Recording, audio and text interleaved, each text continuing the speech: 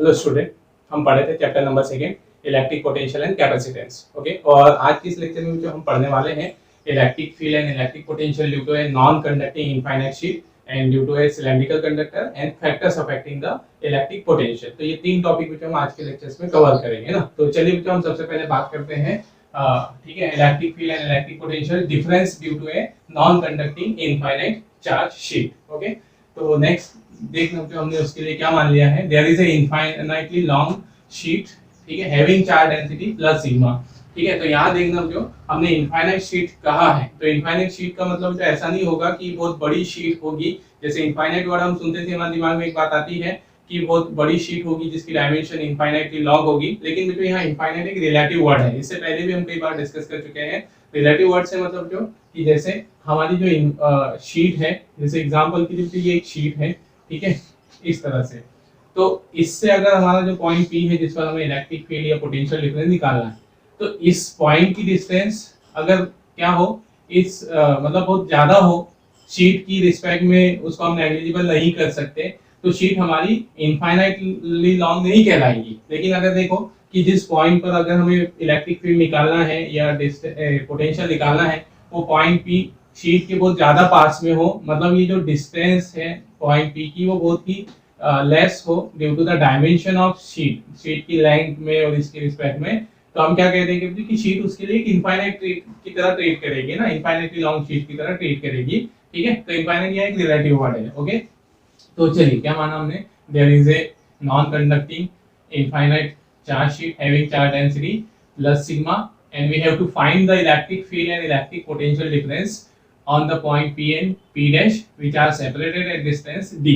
ठीक है, तो यहाँ पर जो हम इस प्रीवियस चैप्टर में, मतलब कोई बड़ा डेरिवेशंस नहीं है, छोटे छोटे से फॉर्मूले देखना है बस हमको, ठीक है ना। और जैसे हमने इलेक्ट्रिक फील्ड निकाल चुके हैं in the application of Gauss's law इस फर्स्ट चैप्टर में जो, तो हम यहाँ पर फॉर्मूला ट्राई नहीं करेंगे, छोटे छोटे से फॉर्मूले बनाएंगे बस, यहाँ पर कोई बड़े डेरिवेशन नहीं। तो नेक्स्ट देखते हैं यहाँ पर देन इलेक्ट्रिक फील्ड, ठीक है, electric field on point P and P dash, point P and P dash. ठीक है, तो हमने शीट का इलेक्ट्रिक फील्ड का निकाल चुके हैं जो फर्स्ट चैप्टर में, हम उसको डेरिवेशन फिर से नहीं रिपीट करेंगे गॉसेस लॉ के एप्लीकेशन से। तो यहाँ डायरेक्ट मैं फॉर्मूला लिख रहा हूँ। तो इलेक्ट्रिक फील्ड क्या होता है, due to a sheet sigma upon 2 epsilon nought, ठीक है, न्यूटन पर कूलम। अगर यहाँ पर जो है ना, ये पॉइंट P पर इतना इलेक्ट्रिक फील्ड होगा, P डैश पर भी इतना ही इलेक्ट्रिक फील्ड होगा जो, ठीक है ना। हमने देख चुके हैं ये टॉपिक पहले चैप्टर में। अब नेक्स्ट देखिए electric potential difference, then potential difference, ठीक है ना, potential difference between the point P and P dash, P और P डैश में पोटेंशियल डिफरेंस। तो यहाँ पर जो पोटेंशियल डिफरेंस निकालने के हमारे पास कई फॉर्मूले हैं, है ना। पोटेंशियल डिफरेंस हम कैसे भी निकाल सकते हैं, हमने पोटेंशियल डिफरेंस निकालने के 3 फॉर्मूले पढ़े, तो ध्यान रखना इनको। जैसे हमको पोटेंशियल डिफरेंस निकालना हो, ठीक है, 2 पॉइंट्स के बीच में, तो हम वहां पर क्या करते हैं कि, ठीक है ना, एक टेस्ट चार्ज मानते हैं, टेस्ट चार्ज को, है ना, लो पोटेंशियल वाले पॉइंट से हाई पोटेंशियल वाले पॉइंट तक ले जाते हैं, डिस्प्लेस करते हैं, उसमें वर्क निकालते हैं और मैग्नीट्यूड ऑफ चार्ज से डिवाइड कर देते हैं। तो एक मेथड ये होगी पोटेंशियल डिफरेंस निकालने की। सेकेंड जो हमने इसी को, है ना, एक्सटेंड किया था और हमने एक फॉर्मूला निकाला था जो, ठीक है, ये relation between electric field and potential difference. तो पोटेंशियल डिफरेंस का एक फॉर्मूला हमारे पास ये और आया था, ये, ठीक है ना, इस तरह से, है ना। हमने कहाँ से निकाला था ये पोटेंशियल डिफरेंस का फॉर्मूला, ये relation between electric field and electric potential, ये वाले फॉर्मूले से। तो यहाँ से आप इसका क्या कर दोगे, ठीक है ना। थर्ड देखो जो यहाँ से पोटेंशियल डिफरेंस dV इसके बराबर आ जाएगा A into dr, है ना, जहाँ dV क्या है, potential difference, E electric field और dr क्या है, डिस्टेंस है ना, ये हमारे पास। तो पोटेंशियल डिफरेंस के हमारे पास 3 एक्सप्रेशन है ना। आप मतलब ये याद रखें हमेशा, 3 मेथड से आप पोटेंशियल डिफरेंस निकाल सकते हो, अलग अलग कंडीशन के अकॉर्डिंग हम डिफरेंट डिफरेंट फॉर्मूले यूज करते हैं। तो जैसे यहाँ पर हमको जो पोटेंशियल डिफरेंस निकालना हो, तो हम इस मेथड से भी निकाल सकते हैं, इस मेथड से भी निकाल सकते हैं, इस एक्सप्रेशन से और इससे भी। तो ये वाला तो देखो, अगर हमारे पास पोटेंशियल डिफरेंस फाइंड करना है, इलेक्ट्रिक फील्ड गिवन है और जिन पॉइंट के बीच में इलेक्ट्रिक पोटेंशियल डिफरेंस निकालना है उनके बीच की डिस्टेंस गिवन है, तो डायरेक्ट ये फॉर्मूला लगा दो, कोई ज्यादा बड़ा डेरिवेशन नहीं बनेगा, फिर छोटे से एक स्टेप में हमारा काम हो जाएगा, तो है ना। तो यहाँ पर देखो बेटा हम इस फॉर्मूले से पोटेंशियल डिफरेंस निकालेंगे, potential difference between the point P and P dash, ठीक है। तो पोटेंशियल डिफरेंस को एक बार वर्ड में लिख दे रहा हूँ, जो पोटेंशियल डिफरेंस किसके बराबर होता है, इलेक्ट्रिक फील्ड इनटू डिस्टेंस, ये फॉर्मूला बना है ना। तो पोटेंशियल डिफरेंस को डिनोट कर दिया v से, इलेक्ट्रिक फील्ड कितना है सिग्मा अपॉन 2 एप्सिलॉन नॉट और डिस्टेंस है d, है ना। तो ये आ गया यहाँ पे d, ओके। और यूनिट होगी उसकी वोल्ट, ऐसा सिस्टम में होता है ना। तो ये आ गया हमारे पास expression for the potential difference. तो आप देख सकते हो कि यहाँ पर इलेक्ट्रिक फील्ड डिपेंड नहीं करता पॉइंट की डिस्टेंस पर, लेकिन पोटेंशियल डिफरेंस डिपेंड करता है पॉइंट्स के बीच की डिस्टेंस पे। पॉइंट की डिस्टेंस बढ़ेगी तो पोटेंशियल डिफरेंस भी बढ़ता जाएगा, है ना। तो इस तरह से हम बोल सकते हैं ये रहेगा पोटेंशियल डिफरेंस का एक्सप्रेशन और ये इलेक्ट्रिक फील्ड का, बस छोटे से एक्सप्रेशन, छोटा मतलब कोई लेंथी डेरिवेशन नहीं है ये, ठीक है। जब हम न्यूमेरिकल्स करते हैं तो वहां हमारे लिए यूजफुल होते हैं, ओके ना। चलिए, है ना, बस इतना सा डेरिवेशन है ना, नोट कीजिए।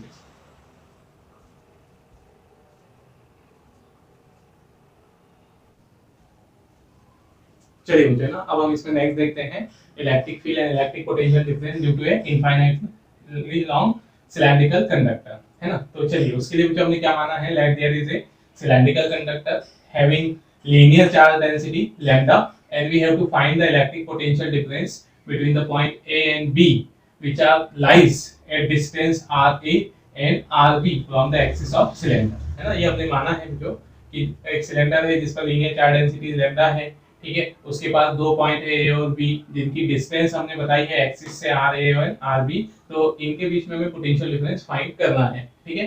तो सबसे पहले जो पोटेंशियल डिफरेंस है ना, ये उसकी स्टेटमेंट में हमने यहाँ लिख भी दी है, ठीक है। आप इसका एक स्क्रीनशॉट जल्दी से लीजिए, स्टेटमेंट यहाँ लिखोगे, फिर उसके बाद जो हम आगे उसका डेरिवेशन देखते हैं, ओके। चलिए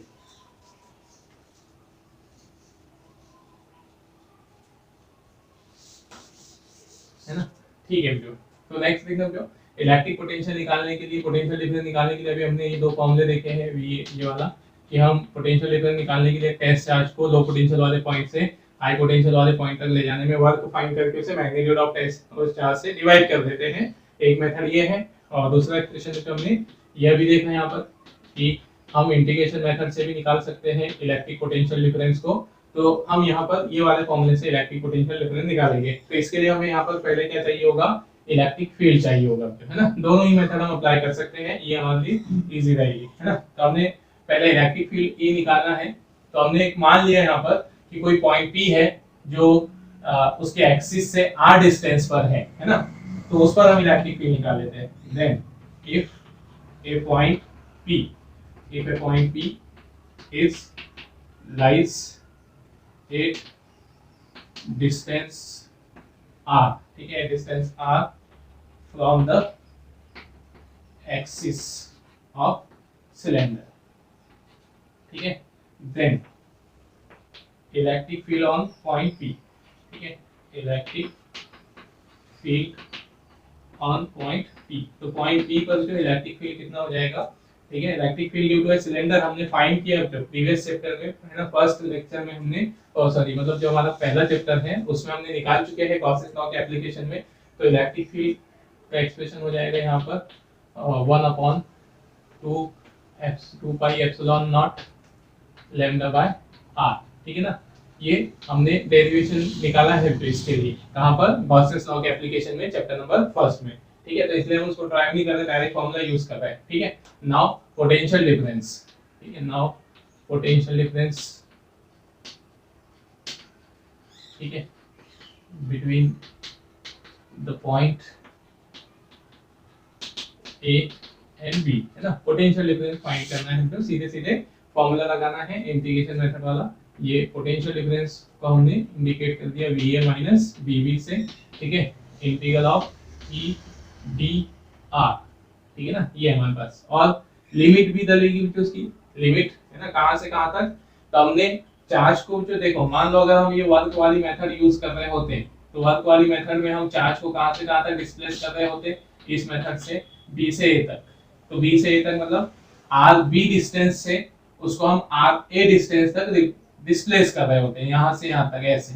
तो पॉइंट बी की डिस्टेंस है आर बी, मतलब इनिशियल पोजीशन है हमारी आर बी, फाइनल पोजीशन है आर ए। तो यहाँ पर क्या डलेगी, limit r b to r a, ठीक है। बस अब इसके बाद सीधे फॉर्मूला लगाना है, इंटीग्रेशन के रूल लगाने हैं, है ना, V A minus V B, ठीक है, माइनस इंटीग्रेशन इलेक्ट्रिक फील्ड का फॉर्मूला पुटअप कर रहे हो। इलेक्ट्रिक फील्ड का फॉर्मूला ये है हमारे पास 1/2 epsilon not lambda by r, और इनटू में ये डी आर, ठीक है। लिमिट डलेगी r a to sorry r v to r a, ठीक है ना। अब वही रूल जो कांस्टेंट क्वांटिटी इंटीग्रेशन से बाहर हो जाएगी, है ना। तो कांस्टेंट कौन है यहाँ पर, ठीक है, कांस्टेंट है लैम्डा 2 पाई एप्सिलॉन नॉट, ठीक है ना। और यहाँ पर इंटीग्रेशन में बचेगा 1/r dr, उसकी लिमिट होगी are b to r a, ठीक है ना। इंटीग्रेशन का फॉर्मूला लगेगा उसके यहाँ पर, ये 1/x dx is equal to log x raise to the e, ये वाला फॉर्मूला है ना। तो इस बेस पर जो V A minus V B कितना आ जाएगा, माइनस लैम्डा 2 एप्सिलॉन नॉट, ठीक है। फॉर्मूला लगा दे रहे हैं, तो यहाँ आर है लॉग, ठीक है, आर बेस टू द ई, और ये होगा are b to r a, ठीक है ना, ये रहेगा। ओके, अब इसके बाद की प्रोसेस पता है, जो इंटीग्रेशन है ना, हम लिमिट को अपर लिमिट रखते हैं एक बार वेरिएबल की जगह, लोअर लिमिट रखते हैं, माइनस कर देते हैं, ये सब रूल पता है हमें। तो यहाँ हो जाएगा 2 पाई एप्सिलॉन नॉट लॉग ई, ठीक है ना, आर अपर लिमिट है आर ए और लोअर लिमिट है आर बी, है ना। ये लिमिट रख के माइनस कर दिया, ठीक है ना। अब ये जो माइनस साइन इनटू ये वाला देखो, ये माइनस साइन क्या कर देगा, अंदर एंटर कर जाएगा, तो अंदर की जो टर्म्स है उनके साइन चेंज हो जाएगी। तो एक्सप्रेशन क्या बन जाएगा यहाँ पर, V A minus V B, ठीक है, लैम्डा 2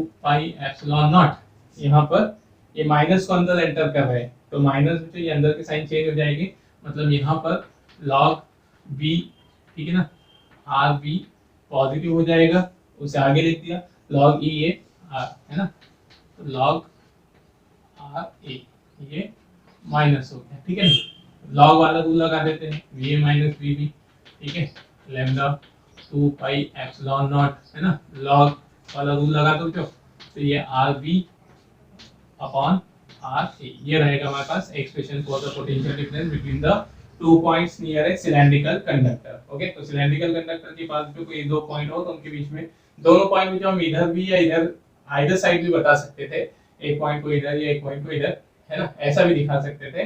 तो दोनों के लिए जो फॉर्मूला हमारा एज इट इज रहेगा, ठीक है। तो ये रहेगा expression for the potential difference due to a infinite cylindrical conductor. Okay, चलिए नोट कीजिए वीडियो से, है ना।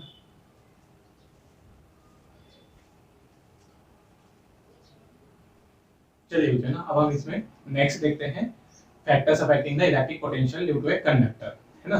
तो नेक्स्ट देखते हो कि हमने, है ना, इससे पहले डेरिवेशंस फाइंड किए हैं कि हमने यहाँ मान लिया है जो there is a conductor having radius R and charge Q, मतलब एक कंडक्टर स्फेरिकल कंडक्टर हमने ले लिया, ठीक है, जिसकी रेडियस आर है और ठीक है उस पर चार्ज क्यू है। तो अगर हम इस कंडक्टर को एयर वैक्यूम में रखेंगे तो उस पर पोटेंशियल कितना होगा, है ना, पोटेंशियल 1/4 q by r, ये उसके सरफेस पर पोटेंशियल की वैल्यू है। ओके, और अगर डाइलेक्ट्रिक मीडियम में रखते हैं तो यहाँ आ जाएगा 1/4 k, है ना, डाइलेक्ट्रिक मीडियम का dielectric constant q by r, ठीक है। तो अगर हम उसके फैक्टर्स देखना चाह रहे हो तो इन फॉर्मूले से हमको फैक्टर्स समझ में आ जाएंगे कि जो हमारा कंडक्टर है ना, उसका इलेक्ट्रिक पोटेंशियल किन किन फैक्टर पर डिपेंड करेगा। तो यहाँ से उसके फॉर्मूले से ही जो हम देख सकते हैं, है ना। पहला हमको दिख रहा है Q, ठीक है, मतलब चार्ज ऑन कंडक्टर, ठीक है। तो पहला फैक्टर वही है चार्ज ऑन कंडक्टर। तो तीन फैक्टर तो हमको यहाँ पर फॉर्मूले से ही समझ में आ जाएंगे, चार्ज ऑन कंडक्टर, ठीक है। तो सिंपल सा तो यहाँ पर इलेक्ट्रिक पोटेंशियल कैसे डिपेंड कर रहा है, एक्सप्रेशन देख के समझ में आ जाएगा आपको। इलेक्ट्रिक पोटेंशियल मतलब चार्ज इंक्रीज करेंगे पोटेंशियल बढ़ेगा, चार्ज इंक्रीज करेंगे पोटेंशियल बढ़ेगा, तो डायरेक्टली प्रोपोर्शनल है। इलेक्ट्रिक पोटेंशियल ऑफ कंडक्टर कैसा होगा, is directly proportional to the charge on conductor, ठीक है। ये पहला फैक्टर जो मतलब Q sorry V proportional Q के सिंबल में भी हमने लिख दिया, ठीक है ना।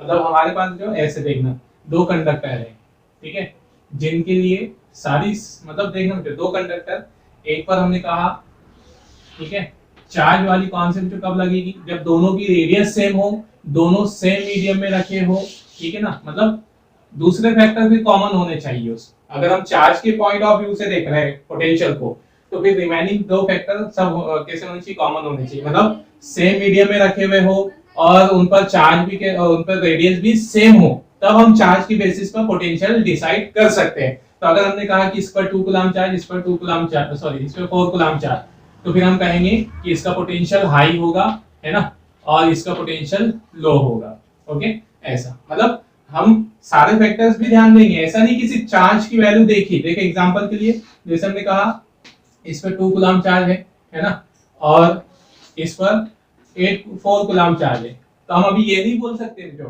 कि इसका पोटेंशियल लो है, इसका पोटेंशियल हाई होगा। क्यों? क्योंकि हमें ये मालूम नहीं कि इसके बाहर का मीडियम क्या है ना, इसके ये कौन से मीडियम में रखा है, इसकी रेडियस क्या है, ऐसा। तो सारे फैक्टर्स देखकर ही हम पोटेंशियल उसका डिफाइन करेंगे, ठीक है ना। मतलब ऐसा नहीं हो कि इस पर पोटेंशियल, इस पे चार्ज ज्यादा तो है लेकिन इसकी रेडियस बड़ी है, या फिर ये डाइलेक्ट्रिक मीडियम में रखा हुआ है, ऐसा।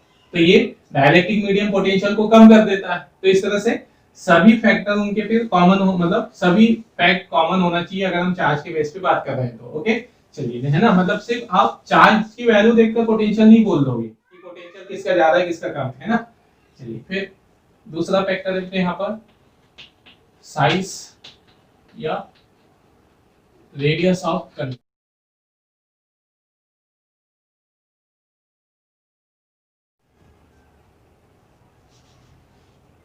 ठीक है, अब इससे देखते हैं यहाँ पर, है ना, रेडियस पर कैसे दिख रहा है हमको, इनवर्सली प्रोपोर्शनल दिख रहा है ना, ये v, ठीक है, ऐसे। तो क्या लिख दोगे यहाँ पर, potential of conductor, potential of conductor is inversely proportional to its radius, ठीक है। मतलब साइज पर या रेडियस पर बोल सकते हो। तो जैसे हम स्फेरिकल कंडक्टर की बात कर रहे हैं तो रेडियस बोल सकते हैं, लेकिन अगर कोई दूसरा कंडक्टर है तो उसकी साइज के लिए हम बोलेंगे। तो जैसे ऐसा कंडक्टर है तो फिर यहाँ साइज की बात आएगी, है ना। चलिए, तो कैसे डिपेंड कर रहा है, फॉर्मूले से समझ में आ गया, इनवर्सली प्रोपोर्शनल, ठीक है ना। मतलब क्या हुआ, जैसे एग्जांपल के लिए हमारे पास दो कंडक्टर है, अब देखो ये कंडक्टर, ठीक है ना, और ये कंडक्टर। अब मैं बोलता हूँ जो कि किस पर पोटेंशियल ज्यादा किस पर कम, एक की रेडियस ज्यादा एक की रेडियस कम है, तो आप हमको ये फॉर्मूला देखकर डायरेक्ट लगेगा कि यहाँ पर छोटे वाले की रेडियस कम है, इसकी रेडियस कम है, तो इसका पोटेंशियल हाई लगेगा हमको, है ना, और इसका पोटेंशियल लो लगेगा। लेकिन ऐसा नहीं, आप डायरेक्ट सिर्फ रेडियस पर फोकस करके पोटेंशियल नहीं बता सकते। मैंने फिर वही बात की, तो हम सारे फैक्ट देखेंगे कि दोनों किस मीडियम में रखे हुए हैं। अगर दोनों का मीडियम सेम है ना, दोनों पर चार्ज सेम है, अमाउंट ऑफ चार्ज सेम है, तब जाकर हम रेडियस के पॉइंट ऑफ व्यू से बात कर सकते हैं, है ना। हम सेपरेटली ना तो रेडियस देखकर बता सकते हैं ना ही चार्ज देखकर, हमको सारे फैक्टर्स देखने पड़ेंगे। अगर सभी फैक्टर कॉमन है, चार्ज कॉमन है, दोनों सेम मीडियम में रखे हुए हैं, तो फिर हम सिर्फ रेडियस के पॉइंट ऑफ व्यू से बात करेंगे। ओके ना, ऐसे मतलब आपको डायरेक्ट रेडियस देखकर आप पोटेंशियल हाई और लो डिसाइड मत कर देना। सिर्फ पहले ये देखोगे कि दोनों के मीडियम, दोनों पर चार्ज सेम होना चाहिए, दोनों पर सेम मीडियम होना चाहिए, मीडियम में सेम होना चाहिए, तब जाकर आप रेडियस के पॉइंट ऑफ व्यू से कहोगे कि पोटेंशियल, है ना, किसका कम है और किसका ज्यादा है। ओके, तो इस तरह से मतलब क्या होगा यहाँ पर कि जैसे मान लो जो एक कंडक्टर था, है ना, ये कंडक्टर, इसकी रेडियस r है, इसको हमने 10 कूलम चार्ज दिया, ठीक है। अब इसी कंडक्टर को हम बड़ा करते जा रहे हैं, चार्ज उतना ही रखा 10 कूलम, लेकिन उसकी रेडियस बढ़ते जा रही है, रेडियस बढ़ते जाएगी तो पोटेंशियल डिक्रीज होता जाएगा, पोटेंशियल कम होता चलेगा, है ना। चलिए, तो ये फैक्टर्स था जो सिंपल सिंपल से फैक्टर है जो हमको समझ में आ रहे थे। हाँ, नेक्स्ट है जो थर्ड, ठीक है, मीडियम, जो मीडियम अराउंड द कंडक्टर, है ना, मीडियम अराउंड द कंडक्टर, मतलब कंडक्टर किस मीडियम में रखा है उस पर भी अफेक्ट करेगा हमारा इलेक्ट्रिक पोटेंशियल। देखो तो यहाँ पर, ठीक है ना, कैसे अफेक्ट करेगा। इन दोनों को अगर आप कंपेयर करो, ये electric potential in air, electric potential in medium, अगर आप इसको डिवाइड करते हो तो इलेक्ट्रिक पोटेंशियल इन मीडियम और इलेक्ट्रिक पोटेंशियल इन एयर, तो यहाँ हमारे पास है 1/4πε0 k q/r, है ना, और 1/4πε0 q/r, ये दोनों की वैल्यू है। यहाँ 1/4πε ये सब कैंसल, v मीडियम और v एयर, इसका रेशियो किसके बराबर बचा बच्चों, 1/k के बराबर, है ना, ये 1/k। तो यहाँ से क्या समझ में आया हमको, मीडियम में जो इलेक्ट्रिक पोटेंशियल है वो एयर में पोटेंशियल का कितना टाइम्स हो जाएगा, 1/k टाइम्स। ओके, तो आप बोल सकते हो मीडियम में इलेक्ट्रिक पोटेंशियल डायरेक्टली प्रोपोर्शनल होगा 1/k के, है ना। तो यहाँ पर क्या लिखोगे आप, electric potential of a conductor is, ठीक है, इनवर्सली प्रोपोर्शनल टू द, ठीक है, इलेक्ट्रिक, सॉरी, है ना, dielectric constant, inversely proportional to the dielectric constant of dielectric, ठीक है, मीडियम, या dielectric constant of medium around the conductor, ठीक है, ये है ना, फैक्टर्स हमने लिख दिए तो, ठीक है। तो v directly proportional to 1/k, मतलब अगर हमारे इसके आसपास का मीडियम जितना ज्यादा डायलेक्ट्रिक होगा वो पोटेंशियल को उतना ही डिक्रीज करेगा हम लोग, है ना। कैसे डिक्रीज करेगा उसको भी हम समझेंगे अभी, ठीक है ना। और अभी तो हमने मैथमेटिकली देखा, इसको ध्यान में रखना, तो नोट यहाँ पर v in medium is equal to 1/k times to the v in air, है ना, मतलब पोटेंशियल डिफरेंस, पोटेंशियल कितना डिक्रीज होगा वो मीडियम के डायलेक्ट्रिक कांस्टेंट पर डिपेंड करेगा। जैसे एग्जांपल के लिए, है ना, पहले तो समझो कि क्यों डिक्रीज करेगा, है ना, इलेक्ट्रिक पोटेंशियल क्यों डिक्रीज हो जाता है, ठीक है। तो इलेक्ट्रिक पोटेंशियल देखो, तो देखना इलेक्ट्रिक पोटेंशियल किसके बराबर होता है। मान लो हमारे पास ये कंडक्टर है ना, ये कंडक्टर है, जो इसके थ्रू, इस पर चार्ज है, इसके थ्रू हमें इलेक्ट्रिक पोटेंशियल निकालना है, कहां पर, पॉइंट P पर। तो हम इलेक्ट्रिक पोटेंशियल कैसे निकालेंगे, एक टेस्ट चार्ज लेंगे, उसे इंफिनिटी से वहां तक ले आएंगे, वहां तक लाने में हमें जो वर्क करना पड़ेगा वही वर्क हमारा पोटेंशियल होगा पॉइंट P पर। तो हमें वर्क किसके अगेंस्ट करना पड़ता है ना, मतलब सीधे सीधे कहो इलेक्ट्रिक पोटेंशियल किसके बराबर है, जो किसके प्रोपोर्शनल होता है, वर्क के प्रोपोर्शनल होता है। तो हमें वर्क जितना करना पड़ेगा उतना ही पोटेंशियल होगा। अब ये जो वर्क है ये किस पर डिपेंड करता है, ये वर्क का फॉर्मूला क्या होता है, फोर्स इनटू डिस्प्लेसमेंट, है ना, फोर्स इनटू डिस्प्लेसमेंट। फोर्स कितना होगा, यहाँ पर इलेक्ट्रिक फील्ड के थ्रू लग रहा है फोर्स, तो इलेक्ट्रिक फील्ड के थ्रू फोर्स लग रहा है, ये वाला समझने के लिए तो अभी हम ऐसा लिख दे रहे हैं ना। तो सीधे सीधे कहो, जो इलेक्ट्रिक पोटेंशियल डायरेक्टली प्रोपोर्शनल है किसके, वर्क के, वर्क अगर हम देखें तो वर्क प्रोपोर्शनल है इलेक्ट्रिक फील्ड के, है ना।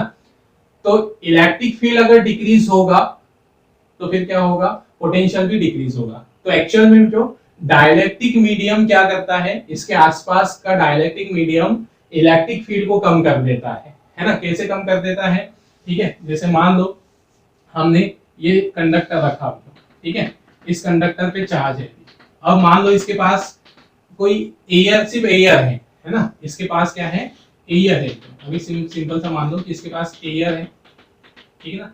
तो इसने इलेक्ट्रिक फील्ड यहाँ इतना बना के रखा है ना, 20 न्यूटन पर कूलम बना के रखा है पॉइंट P पर। अब हम क्या करते हैं कि इस कंडक्टर के पास, ठीक है ना, पॉइंट P पर एज इट इज हम यहाँ एक दूसरा डाइलेक्ट्रिक मीडियम ला देते हैं। मान लो हमने ग्लास ला दिया, कांच ला के रख दिया इसके पास, डाइलेक्ट्रिक मीडियम मतलब कांच हो गया, माइका हो गया, पेपर हो गया। तो ये मान लो हमने ग्लास ला के रख दिया, तो इस डाइलेक्ट्रिक मीडियम में क्या हो जाएगा, ठीक है ना, इसमें जो पोलराइजेशन हो जाएगा चार्ज का, मतलब इसके एक एंड पर नेगेटिव चार्ज आ जाएगा, है ना, ये पॉजिटिव चार्ज इस डाइलेक्ट्रिक मीडियम को पोलराइज्ड कर देगा, ठीक है ना। ये अभी हम आगे वाले लेक्चर में समझेंगे पोलराइज तो नहीं। तो पोलराइज करने के कारण क्या होगा कि इसके नेगेटिव चार्ज इस ओर आ जाएंगे, पॉजिटिव चार्ज इस ओर आ जाएंगे। तो सीधे सीधे कहो कि ग्लास पर इंडक्शन के कारण चार्ज प्रोड्यूस हो जाएगा, इलेक्ट्रोस्टैटिक इंडक्शन हम इसे कहेंगे। तो due to the electrostatic induction इस पर चार्ज आ गया, अब चार्ज आ गया तो ये क्या करेगा, एक अपोजिट डायरेक्शन में इलेक्ट्रिक फील्ड बना देगा, है ना, इलेक्ट्रिक फील्ड जनरेट करेगा। अगर इस पे चार्ज आ गया तो उस इलेक्ट्रिक फील्ड की डायरेक्शन कैसी होती है, पॉजिटिव से नेगेटिव की ओर। तो हमने क्या देखा बच्चों कि पॉइंट पी पर पहले जो इलेक्ट्रिक फील्ड था, जैसे हमने 20 न्यूटन पर कूलम्ब कहा, तो ये इलेक्ट्रिक फील्ड इस डायरेक्शन में था, कंडक्टर का इलेक्ट्रिक फील्ड इस डायरेक्शन में था, और ये जो ग्लास है इसका इलेक्ट्रिक फील्ड उसके अपोजिट में आ गया, है ना। तो दोनों इलेक्ट्रिक फील्ड अपोज में आ गए, कैसे आ गए समझ में आ गया हमको। इसने तो पहले से इलेक्ट्रिक फील्ड प्रोड्यूस किया था, इसमें पोलराइजेशन हो जाएगा due to the electrostatic induction, है ना। इलेक्ट्रोस्टैटिक इंडक्शन के कारण ये पोलराइज हो जाएगा, इस पे चार्ज इंड्यूस हो जाएगा, इलेक्ट्रिक फील्ड प्रोड्यूस हो जाएगा, और वो इलेक्ट्रिक फील्ड इस कंडक्टर के इलेक्ट्रिक फील्ड की अपोजिट डायरेक्शन में होगा, तो वो इलेक्ट्रिक फील्ड को कम कर देगा। तो इलेक्ट्रिक फील्ड कम हो जाएगा तो कंडक्टर पे लगने वाला जो फोर्स, मतलब जो टेस्ट इलेक्ट्रिक फील्ड कम होगा तो जो फोर्स है वो भी कम हो जाएगा, ऐसे। तो फोर्स कम हो जाएगा तो हम जो चार्ज को ला रहे हैं उस चार्ज को लाने में वर्क भी कम होगा, क्योंकि वर्क डिपेंड करता है फोर्स पर, फोर्स ज्यादा तो वर्क ज्यादा। तो इसलिए जो फोर्स डिक्रीज होगा वर्क डिक्रीज होगा, और वही वर्क तो हमारा पोटेंशियल होता है। तो इस तरह से वर्क डिक्रीज हो जाएगा, पोटेंशियल डिक्रीज हो जाएगा। तो ये उसका फिजिकल रीजन हुआ, है ना, ठीक है। तो कितना डिक्रीज होगा वो डिपेंड करेगा मीडियम के डायलेक्ट्रिक कांस्टेंट पे। जैसे एग्जांपल के लिए जो हमने यहाँ पर कंडक्टर के पास में पहले क्या है, एयर और वैक्यूम है, एयर और वैक्यूम में रखा है ना, और एयर और वैक्यूम में इसका किसी पॉइंट पर पोटेंशियल कितना है, इलेक्ट्रिक पोटेंशियल 20 वोल्ट है ना, ऐसे। अब हमने उसके आसपास ग्लास रख दिया, ग्लास रख दिया तो ग्लास में पोटेंशियल कितना हो जाएगा, तो 1/k times potential in air, ऐसे, है ना। ये ग्लास में पोटेंशियल कितना हो जाएगा, ये फॉर्मूला उसका 1/k times the potential in electric और एयर। तो एयर में कितना है, डायलेक्ट्रिक कांस्टेंट ग्लास का कितना होता है 5 राउंड फिगर, ये कितना है तो 20। तो ग्लास में कितना बच जाएगा 4 वोल्ट। अगर हमने उसके पास ग्लास लाकर रख दिया तो ग्लास रख देने पे उसके पास का पोटेंशियल हो जाएगा 4 वोल्ट। अगर केरोसिन रख दिया तो केरोसिन का पोटेंशियल डिफरेंस डायलेक्ट्रिक कांस्टेंट 2 होता है, तो यहाँ पर बचेगा 10 वोल्ट, है ना। मतलब मीडियम जितना डायलेक्ट्रिक होगा उसके आसपास का पोटेंशियल उतना ही डिक्रीज होगा, ठीक है ना। ये रहा हमारे पास फैक्टर, ठीक है ना। फिर 3 फैक्टर तो हमको यहाँ फॉर्मूले से दिख रहे हैं। अब एक फैक्टर जो और रहेगा एक्स्ट्रा, क्या रहेगा यहाँ पर हमारे पास, ठीक है ना, ये presence of another conductor, presence of another conductor. मतलब अगर हम किसी कंडक्टर इसके पास, है ना, ये कंडक्टर है हमारे पास, इसके पास जो अगर हम किसी दूसरे कंडक्टर को भी ले आते हैं, है ना, तो वो कंडक्टर भी उसके पोटेंशियल को क्या कर देगा, डिक्रीज कर देगा। कैसे डिक्रीज कर देगा, वही बात होगी जो अभी हमने समझा था। मतलब जैसे पॉइंट पी पर जो भी पोटेंशियल है तो यहाँ पर 20 वोल्ट है। अब हमने इस कंडक्टर को रख दिया यहाँ, है ना, अनचार्ज हो या चार्ज हो, तो ये अनचार्ज कंडक्टर को हमने रख दिया इसके पास। तो अनचार्ज कंडक्टर रख देने पर वो उसके पोटेंशियल को क्या कर देगा, पोटेंशियल को डिक्रीज कर देगा, है ना।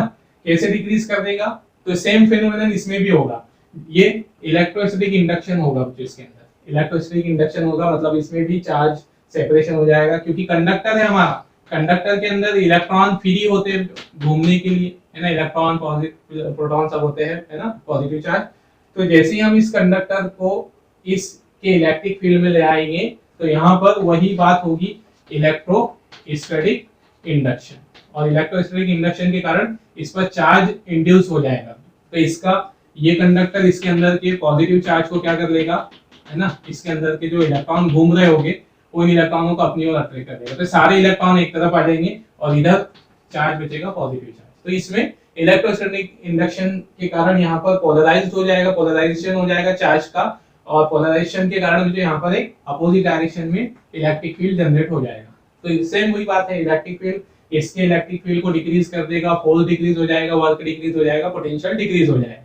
तो वही बात जो प्रेजेंस ऑफ अनदर कंडक्टर, अगर हम यहाँ पर इसको पॉजिटिवली चार्ज रखते तो भी पोटेंशियल वो क्या कर देता है, जो उसका डिक्रीज कर देता है यहाँ पर, है ना, ऐसे, क्योंकि दोनों के इलेक्ट्रिक फील्ड अपोजिट डायरेक्शन में होते हैं, ठीक है ना। तो इस तरह से मतलब पोटेंशियल इलेक्ट्रिक फील्ड डिक्रीज होगा तो पोटेंशियल डिक्रीज होगा। तो हम क्या लिखेंगे, due to the another conductor, ठीक है, दूसरा कंडक्टर क्या कर देगा, अनदर, ठीक है, अनचार्ज कंडक्टर के लिए लिख रहे हैं हम, अनचार्ज कंडक्टर, ठीक है, decreases the potential of charge conductor, है ना, उसके पोटेंशियल को क्या कर देता है, डिक्रीज कर देता है।